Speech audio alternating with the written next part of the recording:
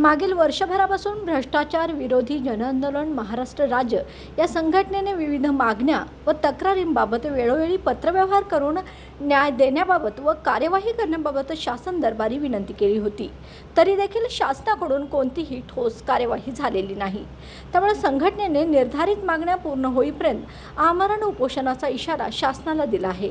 यावेळी भ्रष्टाचार विरोधी जनआंदोलनाच्या वतीने ग्रामपंचायत खुपिरे, तालुका करवीर, जिल्हा कोल्हापूर ग्रामसेवक तबस्सूर अत्तार यांच्यावर कर्तव्यात कुसूर केल्याबद्दल शिस्तभंगाची कारवाई तर अतिक्रमणाबाबतच्या निर्णयावर तात्काळ कार्यवाही करण्यात यावी। ग्रामपंचायत खुपिरे व चिंचवडे येथील गायरान व शासकीय रोडवरील अतिक्रमण बाबतची मोजणी तात्काळ करून पत्र तयार करण्यात यावे। याशिवाय CPR मधील भ्रष्टाचाराची चौकशी तसेच शिस्तभंगाची कारवाई व्हावी।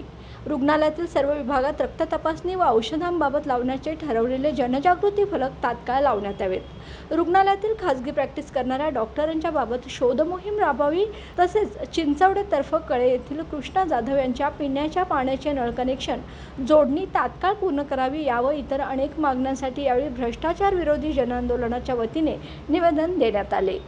मी उत्तम पवार, भ्रष्टाचार विरोधी जनआंदोलन महाराष्ट्र राज्य संस्थापक अध्यक्ष। आज संघटनेच्या विविध मागणीच्या अनुषंगाने माननीय जिल्हाधिकारी कार्यालयाच्या समोर 28/2/2024 पासून 11 वाजल्यापासून आपण आमरण उपोषणासाठी बसलेलो आहोत।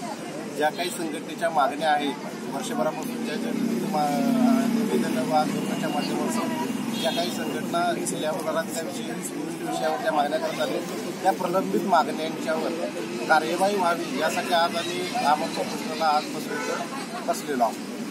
भविष्यात शासनानं या उपोषणाचं गांभीर्य घेऊन तात्काळ सदरच्या मागण्या मान्य कराव्या, अन्यथा सदर आंदोलनातून होणाऱ्या हानी सर्वस्वी शासन जबाबदार आहे।